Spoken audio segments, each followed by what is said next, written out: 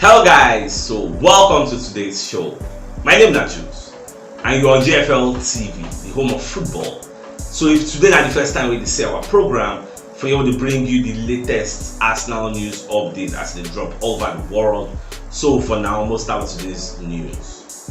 Alright, so from what we hear, so Arsenal don't they boosted as FC Porto don't they hit with multiple injuries to their key players.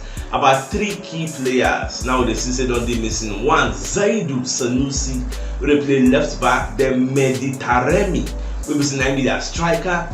Then you say Emmanuel himself na striker, but that one nothing done. But that Meditaremi na senior key player for FC Porto. Then Ivan Macano, so that one self na senior midfielder. So these 3 people where they normal for the first 11, they don't they out. In fact, na Porto announce for their official website. Yeah, so that Meditaremi will come like say then for training on Sunday. So he got an injury to his thigh abductor. So for that reason, many pundits going to say Arsenal will get a field day for that Estadio do Dragão. The Arsenal will really outplay this Porto side. Yes. Even Martin Keown said we talk say since those guys know what they say Porto normally they play 4-4-2, so he expects them to get less bites for their attack. Yes. Even the Mediterranean, I don't know that one I remember, say 2022, he was offered to Arsenal. Someone could sign him. So, but Edu Gaspar not really reason I don't like the guy. At the end of the season, the guy is even leaving to Inter Milan. This is his last season with Porto, so he would like to do very well for them. But it is what it is. As I said, get their own injury. We serve Thomas Partey, Tomiyasu, Fabio Vera, and Gabriel Jesus, like Timber. We said we get plenty players when they out, and say no, I've seen and they okay. They fit to do for our first 11, so it is what it is. So when they go to cry, say them get injury, we serve get injury. Alright, so as I can see this match we won't play tomorrow. So the first question in my head, and I say which formation, if you be Arteta, like which formation you think say we go fit deploy against these people where you feel say you go help us to succeed, you go help us to beat this Porto, because according to historical data what I see, according to say since 2009, say Arsenal never passed the round of 16 for Champions League since 2009. So we never pass am. Since 2009 we entered the quarterfinal. Now you go still add the 6-7 years so we know day for Champions League. But say since then till now, it's the round of 16 they usually be our last bus stop. So this time around we are trying to break that nonsensical record and see whether we go further. You get enter the round of 8 because we have all the firepower. Like one of the pundits just talked, there is no way you can beat Man City and Liverpool at home and you can't talk say get the confidence to go play against any team to knock them for this Champions League. Like now home and away tie, everything a neutral ground, so all you have to do is get a decent results away from home. Then when you come to your tough ground where you have the 12 men get at your back, then you do your magic, do your normal thing. So for me personally, for the formation we will use, I would argue that we use the same formation we use against Burnley and West Ham, because that formation seems to be working. The formation has the magic written all over it. So for me, I go advise if I like let's say I be Arteta special advisor now, I go advise I make you continue with that formation. Kai Havertz, Trossard, Martinelli, Odegaard, everybody keep you for left back if possible, because Evan Zinchenko is not really back.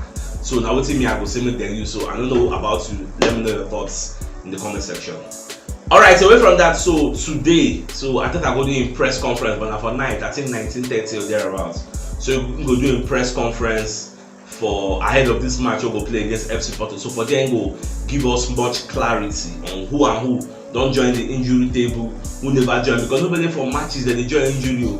For training, players can be injured, you no go know, it will just shock you. Just like that match where I think it was against Liverpool where all of us shocked say Gabriel Jesus no starts. So this time around we'll get some much clarity whether Partey don't come back, because I think I use them out to say Partey has resumed training, Fabio Vera is training, so we don't know whether they don't already did match fit. Are we going to be seeing them involved in the game against this FC Porto? Because according to reports out there, people like Gabriel Jesus are supposed to be back for Porto. People like Fabio Vera are supposed to be back for Porto. Even Thomas Partey, okay, that one they send a match according to London Evening Standard. So these are all the variables on the table. So more wait. Anything we Arteta tell us, then I will let you know tomorrow morning. Now, Martin Keown said, come as I call it, to say Arsenal are firing on all cylinders ahead of the Champions League match who go play against FC Porto. So Baba dey explain say ever since we Arsenal go Dubai, we've really seen immense improvement, like amazing improvement, strong improvements gone, because now you are looking at a team that was struggling to put the ball at the back of the net, to putting the ball at the back of the net consistently and on a high rate. You see the leap you get from 0 to 100. That's what take better. At the same time, because they talk say there is this level of high unpredictability we come there for Arsenal team. Now, like, you can't really predict. Okay, for example, now I'm going to use Saka as a case study. In the last few games, Saka don't play. Saka don't score 2 goals with the right foot. And what does that tell you? No, Saka hold ball.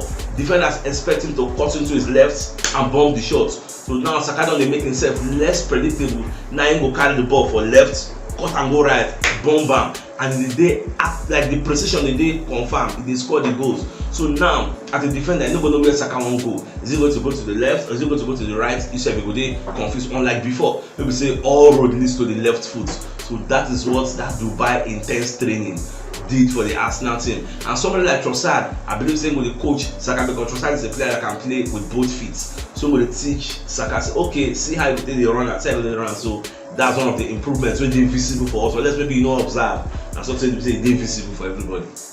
At the same time, Kyoko does say, see the culture at Arsenal right now, where I don't implement into the hearts of the players, is this: regardless of the level of the opposition, their social status in football realm, regardless of that, we be prepared to dominate and destroy them. We prepare to win. We want to dominate and win. Restrict the opposition strikers from getting goal scoring chances, shot on goal. Restrict and cut off the air supply. So now the way they structure the team, and it is something we are all saying. Like, more see Porto. I don't say Porto no day for EPL. We don't really play there. When was the last time we played Porto? So Porto game fit is slightly difficult, small, because we are not used to their system. They are not used to our system. But all in all, I trust our own team. You get, so as long as say open play, yes, anything can happen. So we'll just watch.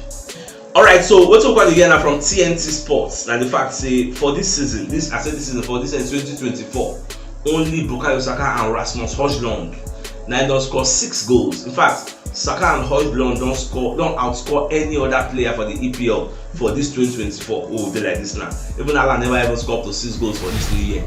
Salah never scored up to 6 goals for this new. Like, we mentioned the striker, nobody, now only Saka and Rasmus Højlund. Okay, so that's what the statistics is saying, and they never even stop. They see they continue to score. Alright, so Dominic King of the Daily Mail come and say, so with Diogo Jota out for 2 months, saying they see Liverpool being the 3rd favourites to win the league, because Liverpool have a lot of games coming ahead of them in the next 1 month or thereabout, because they're still in all competitions. They do for Europe, they do for the league, they do for Cup, another one again. So now Thiago Alcantara is out, Joao Matip is out. Then when you look at it, you go see say Darwin Núñez is linked out for the last match against Brentford when they play. Curtis Jones is out. Then Jota now 2 months. Like, the injury list is plenty. Thiago Alcantara, Trent Alexander-Arnold, all these guys are out. And the same position where Arsenal did last season, where Saliba come out, so when they drop holding, you see how the thing affected our title running.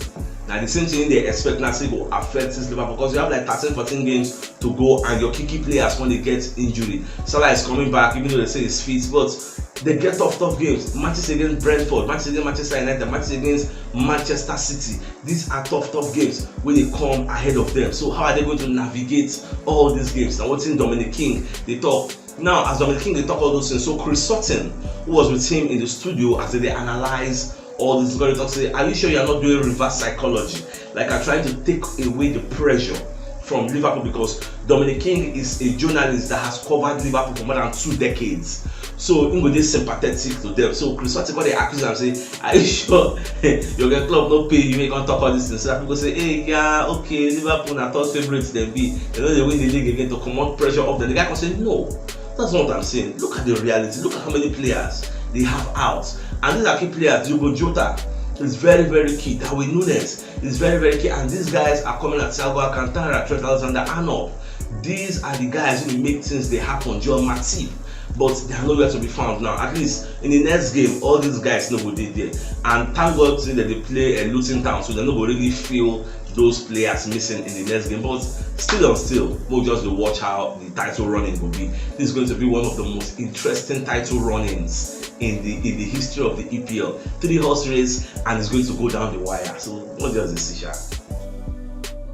Alright, so Sean Wright Phillips going to come outside the talk to see in the see the way Arsenal players the play of recent, and Leandro Trossard, who averages 0.9 goals, like 1 goal for every 100 minutes when he played. So Trossard is supposed to be only for Arsenal first 11 for a very long time, because he's a player that has scored 10 goals in all competitions for Arsenal, and he has not been a regular. He has been coming off the bench and making impact. So now if I don't the player, see the guy is in a rich vein of form. And what's making me like Trossard, they say apart from Odegaard, he's one of the players who the wipe shots from outside the box 18. So I concur to what Sean Wright Phillips they talk. Say this when they consistent with the injuries, go get injury, go back, go get injury, go recover, go back. So therefore they use Trossard, they go. So we'll just see how everything will unfold at the end of the day. So by the Arsenal lovers, if you know what yesterday, should check the top left corner of your screen. We'll see the thumbnail. Click out so that I get all Arsenal updates as they drop all over the world. So CHUKS signing out. Enjoy the rest of your day. And game out.